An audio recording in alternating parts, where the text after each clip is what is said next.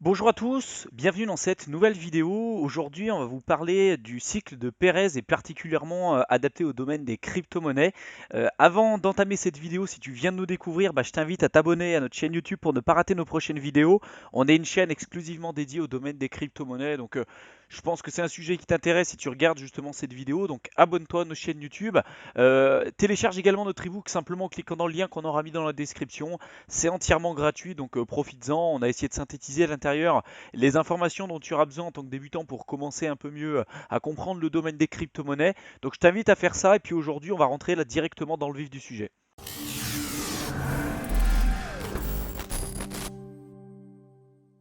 Donc là, dans cette vidéo, on va parler d'un sujet particulièrement intéressant qui est issu d'un article qu'on vous mettra en description de cette vidéo. Il faut savoir qu'il y a une chercheuse qui s'appelle Carlota Pérez qui a fait des recherches de son côté sur le domaine technologique et qui s'est rendu compte finalement après ses recherches que les technologies évoluaient selon un certain cycle qu'elle a déterminé et qu'elle vous a présenté là, que je vous présente à l'écran. Donc typiquement, il va y avoir la période de gestation, la période après, à partir du moment où il va y avoir du coup une certaine maturité de la technologie. Ensuite, il va y avoir une éruption de cette technologie à partir d'un certain stade qu'on appelle le Big Bang. Donc, il y a un moment donné où il va y avoir une certaine explosion de la technologie. Il va y avoir une phase qu'on va appeler le frenzy. Donc ça, je vous en parlerai un petit peu par la suite. Il va y avoir ensuite un point fondamental où il va y avoir un tournant véritablement dans cette technologie, et puis ensuite il va y avoir la synergie, puis la maturité finalement de cette technologie. En fonction des technologies, il va y avoir une période du coup d'installation de cette technologie qui est plus ou moins longue. Là, vous voyez, hein, elle a mis par exemple entre 20 et 30 ans, et puis pour le déploiement également 20 ou 30 ans. Il faut savoir que en fonction des technologies, ces cycles sont plus ou moins longs, et si ça fait un moment que vous êtes dans le domaine des crypto-monnaies, vous pouvez vous rendre compte clairement que, par exemple, pour le Bitcoin, ces cycles sont nettement plus accélérés, évoluent de manière nettement plus importante que toute autre technologie qu'on a pu connaître jusqu'à présent. Pourquoi? Parce que typiquement, le Bitcoin, l'infrastructure sur laquelle il évolue, c'est Internet. Clairement, c'est la monnaie décentralisée, la monnaie d'Internet, on l'appelle l'Internet de l'argent. Et typiquement, à l'époque, par exemple, quand il y avait les voitures, il n'y avait pas d'autoroute, il n'y avait rien. Et du coup, pour pouvoir utiliser les voitures à leur plein potentiel, c'était compliqué parce que les infrastructures n'étaient pas encore disponibles, n'étaient pas encore installées. Avec le Bitcoin, on voit qu'il évolue depuis le départ de bulle en bulle. Et les bulles évoluent très très très rapidement. Pourquoi? Parce que justement, la capacité d'évolution de cette technologie déjà est incroyable. Mais en plus parce que déjà, la structure de base est déjà implantée et cette structure, c'est Internet. Donc du coup, il faut savoir que la phase d'installation, il y a déjà quatre éléments qui vont interférer pour la phase d'installation d'une technologie. Il va y avoir déjà au départ une destruction créative. Pourquoi une destruction créative? Parce que le Bitcoin, on sait que c'est une technologie, alors je parle du Bitcoin, mais même en général du domaine des cryptos, c'est une technologie qui est complètement disruptive.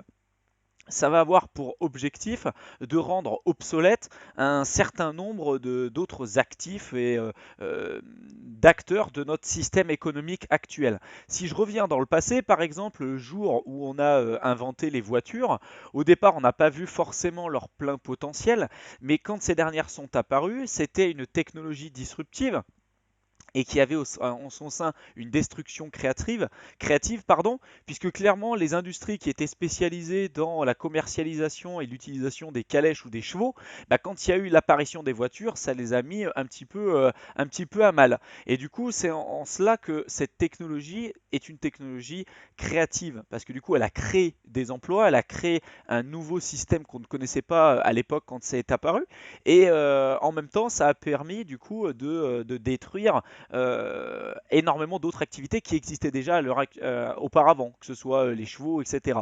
Par exemple, pour l'électricité, ça a été la même chose. Quand l'électricité est apparue, bon, il y avait beaucoup d'industries qui s'étaient spécialisées, par exemple, dans la vente et la commercialisation de bougies. Clairement, ça a été la fin de toute cette économie. Aujourd'hui, si vous achetez des bougies, c'est peut-être pour vos anniversaires, mais je dirais que vous n'allez pas en utiliser de manière massive comme ça avait pu être avant. Et donc, même chose, ça a été une destruction créative. Donc, ça, toutes ces technologies qui sont disruptives un peu dans leur domaine d'activité, euh, chacune de leur côté, ont permis dans un premier temps de détruire un certain nombre d'activités, mais d'en créer également de nouvelles. Le deuxième point, c'est également, il y a eu un nouveau paradigme contre l'ancien paradigme. Donc c'est exactement ce que je viens de vous présenter avec les chevaux et puis les voitures. Il y a également un autre point à avoir en tête, c'était le capital financier conduit justement grâce à la mise en place de ces nouvelles technologies. Il y a des capitaux qui ont été investis, il y a eu des retours sur investissement, il y a eu tout un tas donc du coup d'entrées de nouvel argent, ce qui a permis à ces technologies de se développer et à prendre de plus en plus d'ampleur, et ce qui a ensuite amené à la création de bulles spéculatives et de bulles en général. Donc c'est les 4 points. Le premier, c'est la destruction créative. Le deuxième, c'est le nouveau paradigme contre l'ancien paradigme. Le troisième, c'est le capital financier qui a été investi, ce qui a provoqué la création de bulles, qui est le quatrième point. Donc à chaque fois, les phases d'installation, ça comprend ces 4 éléments. Et on se rend compte que toutes les technologies, si vous remontez par le passé, que ce soit avec l'électricité, que ce soit avec les voitures, que ce soit avec Internet, tout ce que vous voulez, il y a eu à chaque fois l'apparition de bulles. Et ces bulles, ça a permis justement de faire évoluer d'autant plus vite ces nouvelles technologies dans leur domaine d'activité distinctes. Donc si vous faites partie de la communauté des crypto-monnaies ou du Bitcoin justement depuis longtemps, vous savez que ces 4 éléments qui sont la destruction créative, le nouveau paradigme contre l'ancien paradigme, le capital financier conduit et puis justement la création de bulles, ces événements ils se produisent simultanément et justement ils se produisent en ce moment même. Ça fait d'ailleurs partie de la raison pour laquelle nous, dans nos investissements, on ignore totalement les discours de FUD, donc que ce soit la peur et le FOMO, donc le fear of missing out, donc la peur de louper quelque chose, la peur de louper le train. Donc tout ce qui est autour de la bulle ou d'éclatement de bulle ou quelque chose du genre, peu importe ce qu'on va nous dire sur Internet, clairement nous, ça ne nous intéresse pas parce qu'on sait que ça fait partie du plan. C'est des technologies qui sont disruptives, qui font en partie justement la destruction créative et comme toute technologie, comme tout ce qui s'est passé auparavant, il y a des bulles, il y a des éclatements de bulles, ça fait partie du cycle et c'est tout à fait normal. Et donc, il y a un moment donné, il va y avoir une certaine frénésie. Et c'est ce qu'on appelle et ce qu'on voit à l'écran le frenzy, en fait, l'étape 2. Et ça, c'est la frénésie, et c'est une partie du cycle qui est vraiment très importante. C'est là que se produit la plupart des nouveaux développements, et c'est la seule manière justement de pouvoir survivre et de prospérer avec l'arrivée de nouveaux capitaux qui affluent justement cette industrie. Et c'est justement là qu'il y a des projets, des entreprises qui tentent de tirer parti de ces avantages de marché, ce qui est totalement normal. Et donc voilà, c'est justement sur cette étape 2. Donc bien évidemment, la plupart de ces projets qui sont créés au cours de cette phase d'installation vont clairement échouer. Et il y en a énormément, énormément qui vont échouer. Alors, si vous êtes nouveau dans le domaine des cryptos, il ne faut pas que vous soyez surpris s'il y a un élément, s'il y a des projets clairement qui évoluent dans cette phase de frenzy, qui ne vont pas évoluer sur le long terme. C'est totalement normal et c'est un point, je dirais, obligé dans l'apparition des nouvelles technologies. Euh, dans le moment de la frenzy, donc quand il y a une véritable frénésie dans peu importe le domaine d'activité, là on parle du domaine des cryptos, mais quand il y a une frénésie, toutes les entreprises qui vont apparaître, on a l'impression que l'argent arrive en illimité, que toutes les personnes qui arrivent dans le domaine des cryptos comprennent un peu le potentiel des cryptos, donc on se rend compte qu'il y a une opportunité presque illimitée, l'argent est illimité, les esprits vraiment les plus brillants de cette planète aujourd'hui travaillent sur la blockchain pour le faire évoluer et donc on arrive dans une véritable frénésie où on se dit on va toujours aller plus haut, toujours aller plus vite, et donc c'est là qu'on arrive dans un véritable FOMO, la peur de louper quelque chose, et qu'on crée ces bulles distinctes. Regardez notre vidéo qui traite justement des erreurs du passé pour éviter de les faire dans le domaine des crypto-monnaies, on vous montre justement l'apparition des bulles et les éclatements successifs de ces bulles qui ont amené finalement à l'apparition et au développement du Bitcoin. Donc on a fait également un certain nombre de parallèles avec d'autres technologies qui sont plus ou moins disruptives, mais du coup on se rend compte que ça fait partie du plan, et là où c'est dangereux, c'est justement là où il y a une véritable frénésie, comme ça a pu être le cas en 2017 et comme ça risque d'être encore par la suite en 2019-2020, si jamais on rentre de nouveau dans un bull market. Je ne sais pas à quelle heure vous allez regarder cette vidéo, mais dans tous les cas, ça peut être un véritable problème.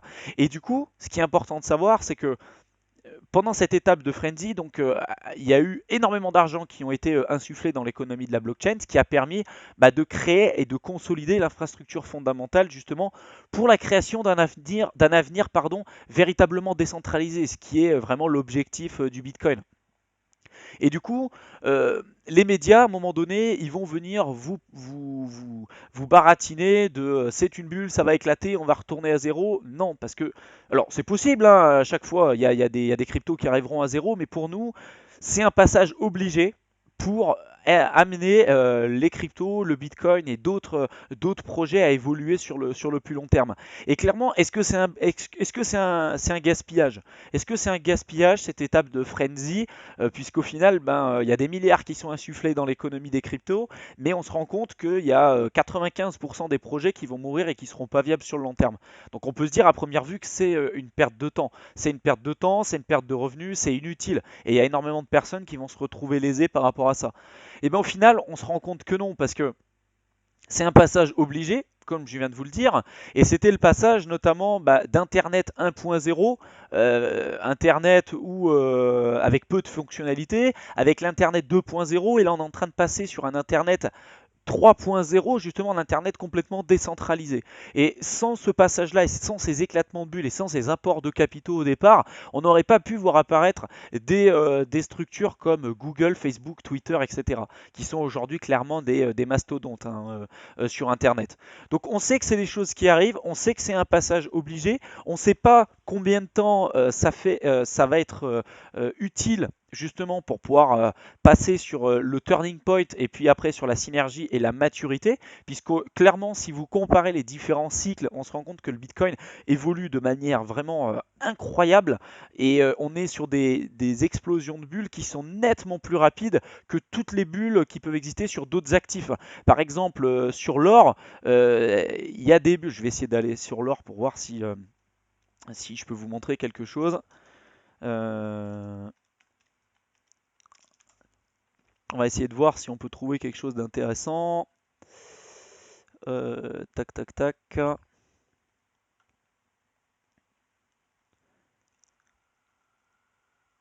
Alors, si je vais par exemple sur les bulles sur l'or, bon là, il n'y a pas les dates. S'il y a quelques dates en dessous. Bref, vous voyez que pour l'or, typiquement, il y a eu des bulles. Alors là, il y a pas tout l'historique de l'or, mais si vous regardez en général un historique un peu plus complet, vous vous rendrez compte qu'il y a eu des bulles successives, que ce soit sur l'or, que ce soit sur l'immobilier, que ce soit sur la bourse ou ce que vous voulez. Mais finalement, ces bulles spéculatives sont nettement plus lentes que celle du Bitcoin, par exemple. Le Bitcoin, il a un cycle qui est très court et l'équivalent de 4 ans. Tous les 4 ans, si on repart depuis le départ, depuis son apparition en 2009, il y a des cycles qui évoluent sur 4 ans. Généralement, alors si ça se poursuit comme ça, on est généralement sur 3 ans de bull market, 1 an de bear market et ainsi de suite. Et en fait, ça évolue de bulle en bulle. Et bon, clairement, sur le marché de l'or, je ne le connais pas très spécifiquement, mais je sais que c'est nettement plus lent, mais il y a des bulles quand même. Et donc on sait que c'est un passage obligé.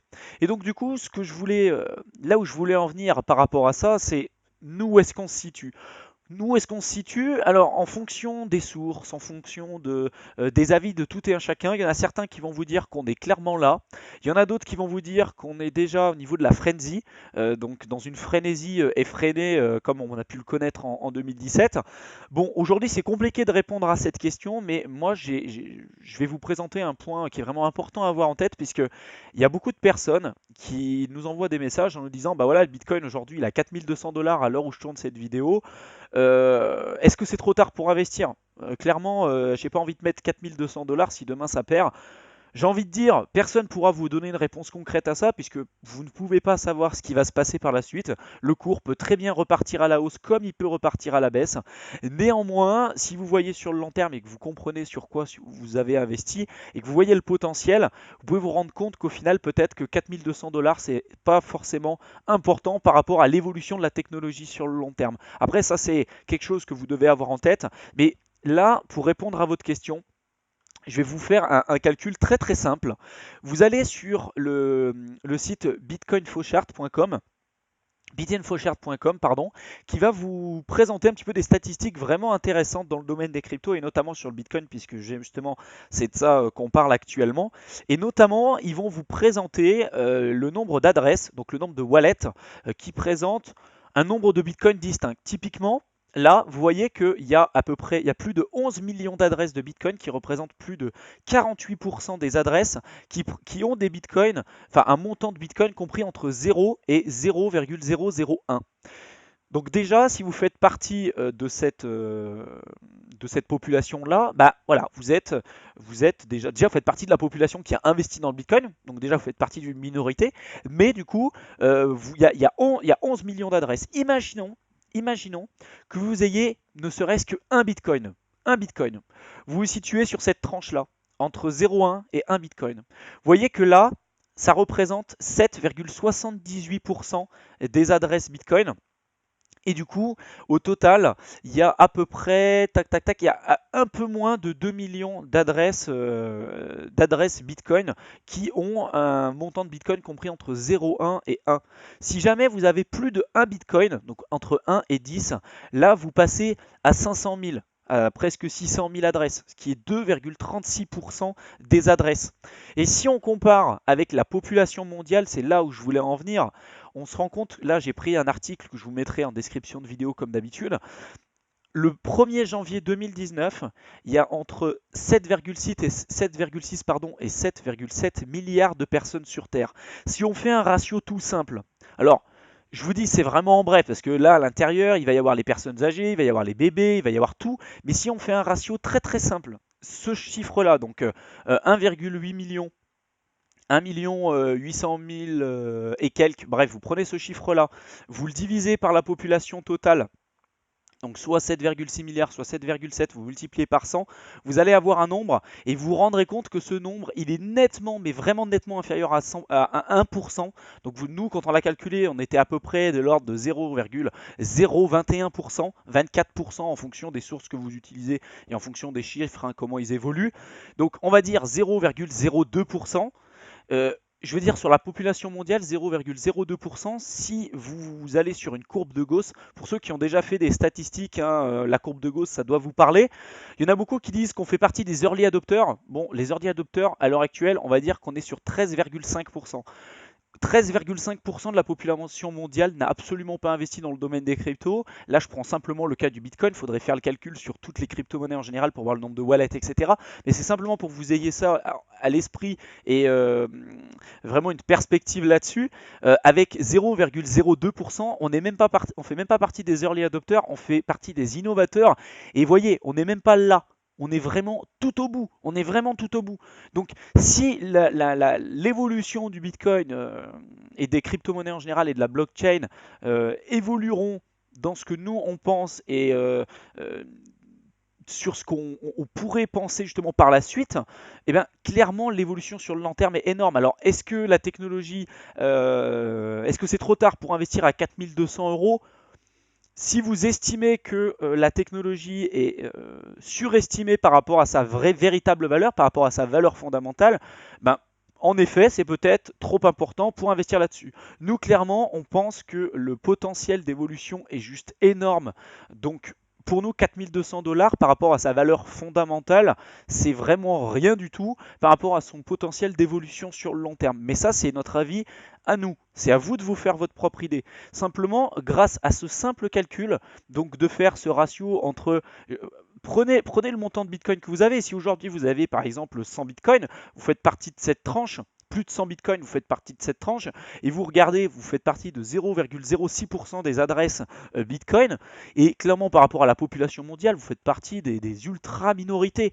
Donc, là, même si vous avez entre 0,01 et 0,1 Bitcoin, vous faites partie de la minorité de la population. Donc c'est ça qu'il faut avoir en tête. Donc est-ce que c'est trop tard? Pour nous, la réponse elle est claire. Non, c'est pas trop tard. On verra en 2050 quand le cours aura évolué, qu'on aura une vision un peu plus long terme par rapport à tout ça. Mais à l'heure actuelle, nous on est persuadés, en tout cas c'est ce que nous on pense, on est persuadé qu'on en est qu'au début. Et si vous investissez à l'heure actuelle, vous faites partie même pas des early adopters, utilisateurs, si on prend simplement ce simple calcul, mais des innovateurs. Donc on en est vraiment à l'innovation. Voilà, c'est vraiment, il faut vraiment que ça soit clair ça dans votre tête.